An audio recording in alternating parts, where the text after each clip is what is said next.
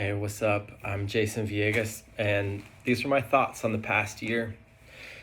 This past year, I yearned for peace, and it burned like hot grease. My eyes shed tears, and my heart held fears and groped hopes that came and went, like a C-grade actor's accent. I had emotional toil and turmoil that got spent on everything that cemented me to my offspring. But I felt like I had nothing to show for it, like the person who wades into a river trying to grab handfuls of water to take to the bank. We watched wildfires burning out of control and beguiled buyers behind masks trying to buy their way out of the hole, trying to just feel whole. We tried at one point to presume that we could consume our way out of the pain by being frivolous with our government-given stimulus handed out like the mailman was St. Nicholas. We watched political figures taking collective pain like poker chips played to turn us into blockades against each other.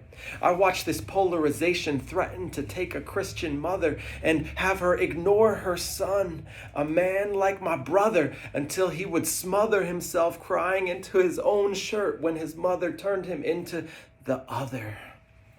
It's been like a year without vitamin D from a sunbeam.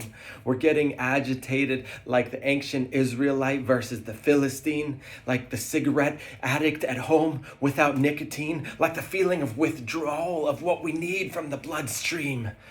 It's so helpless to feel cut off from the parts of what we thought we needed for our body, like a head from a guillotine. We want to experience life in person, but it looks like a faded picture in a magazine. We want to be awakened to everything, but it's like we ingested Dramamine. This angst is what it's like to have been so long in quarantine.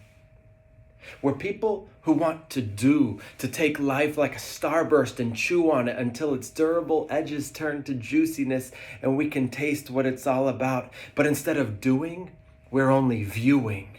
Like someone who practiced canoeing a river and came to a mountain and is looking for a fountain to flow past the peaks, but we can't even find a creek. How do we get past these mounts that we can't even count, that we weren't trained to surmount? We're just standing and staring and sitting, and we have analysis paralysis. Instead of being a team player, we're each an amateur psychoanalyst trying to figure ourselves out, trying to turn around this route. This past year has been so rough that we only want to hang on to what's normal, but what once was is now abnormal. We can't help but quarrel because holding on to the old way is like trying to survey Pompeii. It's passing away.